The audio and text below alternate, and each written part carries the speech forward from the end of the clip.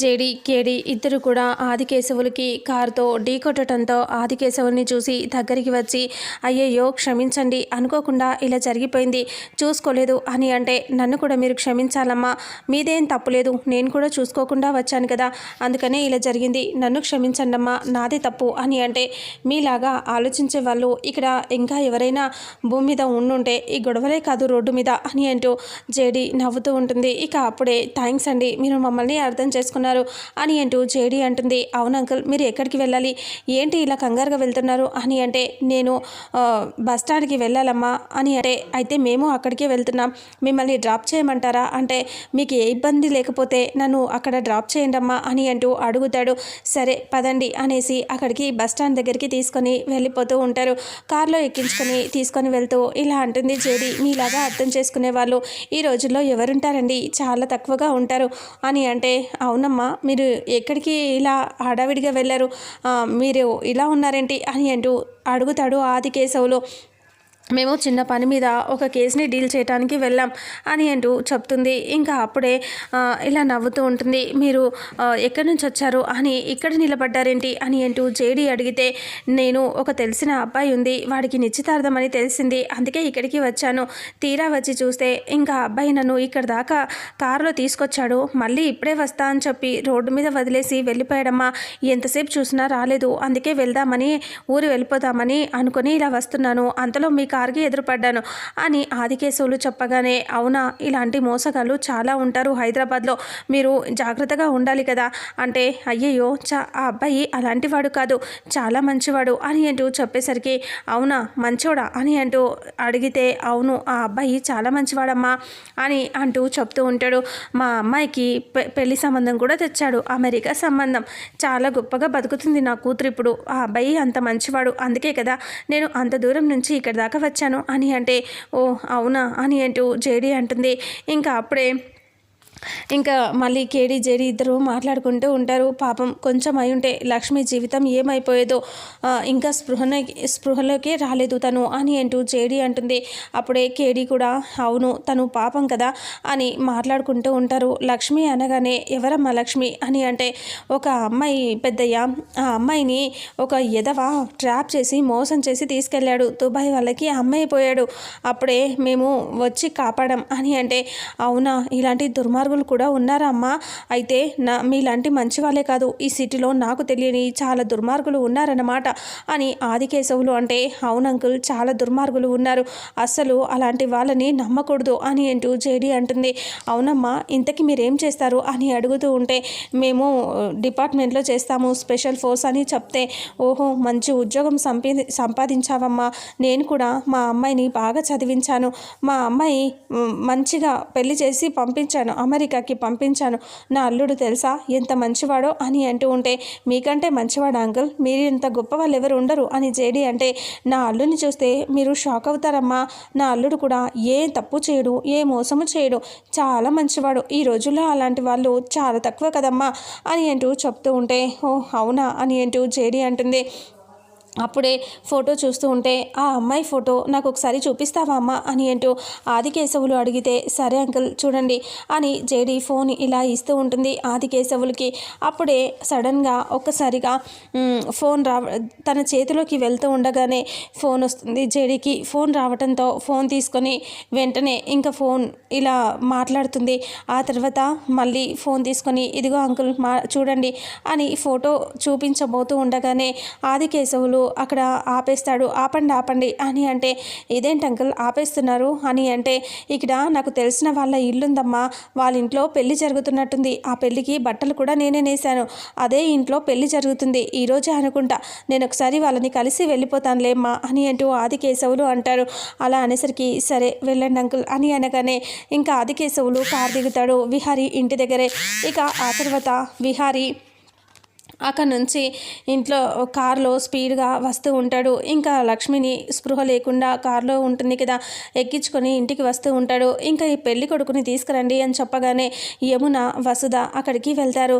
ఇంకా సహస్రని పెళ్లి కూతురుగా చేసి మండపంలోకి తీసుకొని వస్తూ ఉంటారు. ఇంకా తన విహారీ ఫ్రెండ్ ఫొటోస్ తింపుతూ ఉంటాడు సహస్ర సిగ్గుపడుతూ అక్కడ వచ్చేసి కూర్చుని ఉంటుంది. అమ్మ అబ్బాయిని తీసుకురండి అన్నప్పుడు యమున వసుధ వాళ్ళు గదిలోకి వెళ్ళిపోతారు. అలా వెళ్ళిపోయిన తర్వాత ఇంకా విహారీ గదిలో ఉండడు. యమున డోర్ ఓపెన్ చేస్తే విహారీ కనిపించడు. ఇక వెంటనే వాష్రూమ్లో ఉన్నాడేమో చూద్దాం పద వదిన అని వసుధ అంటుంది. అప్పుడు సరే అని వాష్రూమ్ డోర్ ఎంత కొట్టినా సరే డోర్ ఓపెన్ చేయడు. ఇంకా ఇదేంటి డోర్ ఓపెన్ చేయట్లేదు అని అనుకుంటూనే డోర్ కొడుతూ ఉంటారు. ఇక అలా ఎంత డోర్ కొట్టినా సరే తీయకపోవడంతో టెన్షన్ పడిపోతూ ఇదేంటి వదిన డోర్ తీయట్లేదు అని అంటూ ఉండగా పద్మాక్షి వాళ్ళ అమ్మ అందరూ అక్కడికి వచ్చేస్తారు. ఏంటి విహారీ ఎక్కడ ఎంతసేపు అని తీసుకొస్తారు, అక్కడ పంతులు గారు రమ్మంటున్నారు అని పద్మాక్షి అనగానే ఇంకా విహారీ అని యమున టెన్షన్ పడుతూ ఉంటే ఏంటి విహారీ లేడా ఇంట్లో అని అంటూ ఉంటే వాష్రూమ్లో ఉన్నాడేమో అని చూస్తున్నాం వదిన అంటే అక్క అని వసుధ అంటే మరి ఏడి వాష్రూమ్లో ఉంటే ఇంకా రాడా అనుకుంటూనే ఉన్నా ఇంత ప్రశాంతంగా జరిగిపోతుందా ఏంటా అని పెట్టాడా నీ కొడుకు పెద్ద పెంట పెట్టాడు కదా అని అంటూ పద్మాక్షి సీరియస్గా అరుస్తూ ఉంటుంది. నాకు తెలుసు ఇలాంటిదేదో జరుగుతుందని ముందే అనుకున్నాను నేను అని అంటూ సీరియస్గా తిడుతూ ఉంటుంది. చా ఇంత పని చేశాడు, నువ్వు చేసిన మోసం కంటే నీ కొడుకు ఇంకా పెద్ద మోసం చేశాడు అని మా గొంతు కోశాడు, నా కూతుర్ని నమ్మించి మోసం చేశాడు అని పద్మాక్షి అరుస్తూ ఉంటుంది. ఎందుకే అలా అరుస్తావు, కాసేపు ఉండు వస్తాడేమో అని అంటూ పద్మాక్షి వాళ్ళ అమ్మ అంటే ఇంకెందుకు వస్తాడమ్మా, ఇంకా ఇక్కడ ఉన్నాడని వస్తాడా, నాకు తెలిసి లేడు, పారిపోయి ఉంటాడు వాడు, చివరి క్షణం దాకా నమ్మించి నా కూతుర్ని నిండా ముంచేసి పోయింటాడు అని అంటూ పద్మాక్షి అరుస్తూ ఉంటుంది. ఇంకా అప్పుడే విహారీ ఇంటి దగ్గరికి కారులో వచ్చేస్తాడు. కారులో నుంచి లక్ష్మిని బయటికి ఇలా ఎత్తుకుని బయటికి తీస్తాడు. ఇక అప్పుడే పండు చేతిలో పెట్టి నేను వెళ్తాను తనని తీసుకెళ్ళు అని అంటూ పండుకు చెప్పి పరిగెత్తుకుని విహారీ వెనుక నుంచి వెళ్ళిపోతాడు. ఏంటే నీ కొడుకు ఇక్కడ లేకుండా వెనక డోర్ నుంచి పారిపోయాడా, అంతే అయి ఉంటుందిరే, నీ కొడుకు ఇక్కడ ఎందుకు ఉంటాడు, నా కూతుర్ని మమ్మల్ని మోసం చేయటమే కదా నీ తల్లి కొడుకులు పెట్టుకున్నారు కంకణం అని తిడుతూ ఉంటే ఇంకా అప్పుడే విహారీ వాష్రూమ్ డోర్ ఓపెన్ చేసుకొని మొహం తుడుచుకుంటూ బయటికి వస్తాడు. విహారీని చూడగానే ఒక్కసారిగా అందరూ షాక్ అయిపోతారు. ఇంకా అప్పుడే విహారీ నాన్న వచ్చావా అని అంటూ యమున అంటుంది. ఇంకా అప్పుడే పద్మాక్షి చూస్తూ ఉండిపోతుంది.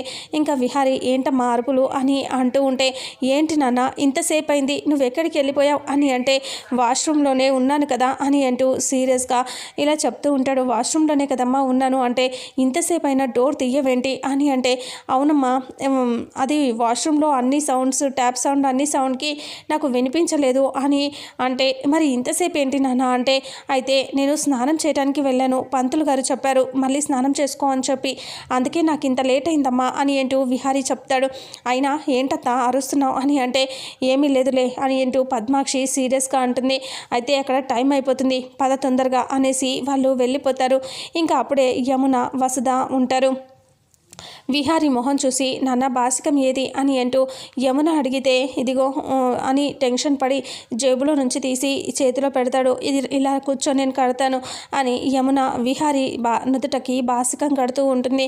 ఇంకా బాధపడుతూ ఉంటుంది యమున. ఆ తర్వాత విహారీ టెన్షన్గా ఉంటాడు. లక్ష్మి ఇంకా మెలకు వచ్చేసి బయటికి వచ్చేస్తుంది. పండు చూసి ఏంటి లక్ష్మమ్మ ఎక్కడికి వెళ్ళిపోయావు, హడావిడిగా వెళ్ళిపోయావు, ఏం జరిగింది లక్ష్మమ్మ, అసలు నువ్వు ఎందుకని వెళ్ళావు, విహారీ బాబు గారు రాకపోయింటే నీ పరిస్థితి ఏంటి, నేను వెళ్ళి విహారీ బాబు గారికి చెప్పాను యమునమ్మ ఇలా వెళ్ళిపోయింది అనేసి, అప్పుడు విహారీ బాబు గారు వచ్చి నిన్ను కాపాడారు, ఇంటికి దాకా తీసుకొచ్చారు తెలుసా అని అంటూ, చూసారా నువ్వు విహారీ బాబు గారికి నీ మీద ఎంత ప్రేమ ఉందో అని అంటూ పండు అంటే, పండు అలా ఏమీ లేదు జస్ట్ నా మీద అభిమానం మాత్రమే అని లక్ష్మి అంటే, లేదు లక్ష్మమ్మ అభిమానం ఉంటే పెళ్లి పీటల మీద నుంచి లేచి నీ దగ్గర దాకా వస్తాడా, ఏదో అభిమానం చూపిస్తాడంతే కానీ ప్రేమ ఉంది కాబట్టే నీకోసం అంత దూరం టెన్షన్ పడి వచ్చాడు, అందరికీ నీ గురించి ఫోన్లు చేసి ఎంక్వైరీ చేసి నిన్ను పట్టుకునేలా చేసి ఇంటి దాకా మళ్ళీ తీసుకొచ్చి ఇప్పుడు ఎంత కంగారుగా ఉన్నాడో తెలుసా, పద లక్ష్మమ్మ నువ్వు ఒక మాట చెప్పు విహారీ బాబు గారు ఈ పెళ్ళి ఆపేసుకుంటారు అని అంటే, వద్దు పండు ఈ పెళ్ళి జరగాల్సిందే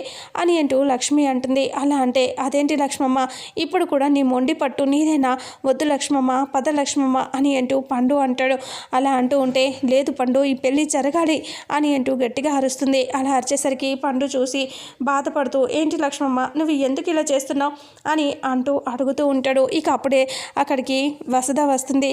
వసుధ వచ్చి సడన్గా లక్ష్మి అని అంటే లక్ష్మి అలాగే పండు ఇద్దరు చూసి టెన్షన్ పడుతూ ఉంటారు.